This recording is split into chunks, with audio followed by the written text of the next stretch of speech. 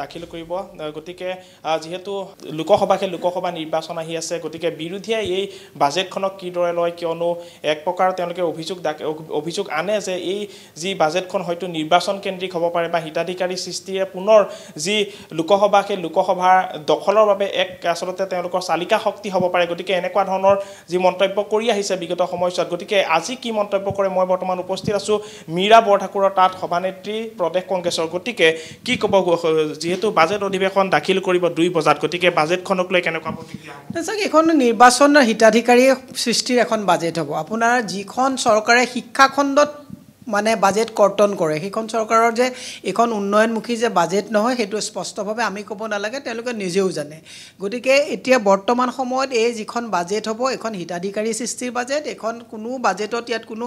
আপোনাৰ মানে উৎপাদনশীল মানে বাজেট এখন নহয় গতিকে এই বাজেটখনক লৈ পেলাই আমি এটা বস্তু আশ্বস্ত হৈছোঁ যে চৰকাৰে যি কৰিছে হিতাধিকাৰী সৃষ্টিৰ কাৰণে কৰিছে গতিকে ইয়াত কোনো আগৰ বাজেটবিলাক যিবিলাক আপোনালোকে দেখিছে যদি আগত মনত আছেনে নাই আপোনালোকৰ মনত নাজানো মই হিমন্ত বিশ্ব শৰ্মা যেতিয়া ফাইনেন্স মিনিষ্টাৰ থাকোঁতে প্ৰথমবাৰ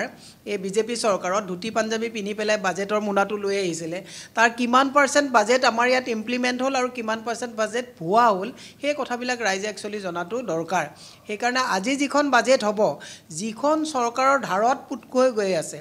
স্বাধীনতাৰ পিছত ইমান ধাৰ লোৱা চৰকাৰ আমি আজিলৈকে দেখা নাই তে এইখন এনেকুৱা এখন চৰকাৰ ধাৰৰ ওপৰত ধাৰ লৈছে ধাৰ কৰি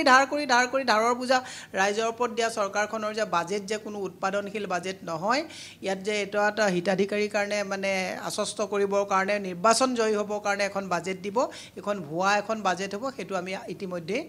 বুজিব পাৰিছোঁ মানে এক প্ৰকাৰৰ ক'বলৈ গ'লে নিৰ্বাচন কেন্দ্ৰিক এখন যি ধৰণৰ এক তেওঁলোকৰ যি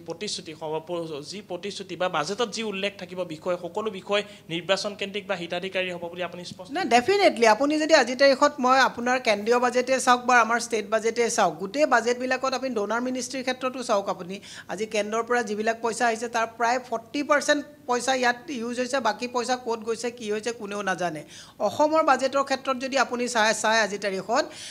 মানে মেক্সিমাম পাৰ্টৰ পইচাটো 19% হে আপোনাৰ দৰমহা বা উৎপাদনশীল কি কামত বা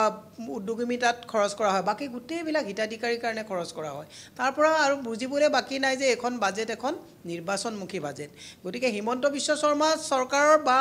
বিজেপি চৰকাৰৰ যে অৰ্থনৈতিক ৰোডমেপটো যে ফুপুলা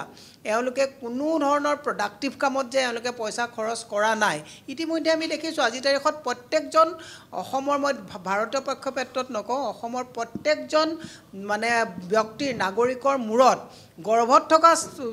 শিশুটিও আজি 1,24,000 টকা প্ৰত্যেকৰে মূৰত ধাৰৰ বোজা আছে গতিকে ইমান ধাৰৰ বোজা থকা চৰকাৰখনে প্ৰডাক্টিভ কামত পইচা খৰচ নকৰি নন প্ৰডাক্টিভ কামত যিবিলাক পইচা খৰচ কৰে ইয়ে প্ৰমাণ কৰে যে এইবাৰো তেওঁলোকে যিখন বাজেট দিব নন প্ৰডাক্টিভ হিতাধিকাৰী সৃষ্টিৰ কাৰণে আমি হিতাধিকাৰী দিয়াত বেয়া পোৱা নাই কিন্তু এই পইচাবিলাক তেওঁলোকে ক'ৰ পৰা দিব এই গতিকে বাজেটখনক লৈ পেলাই আমি আশ্বস্ত নহয়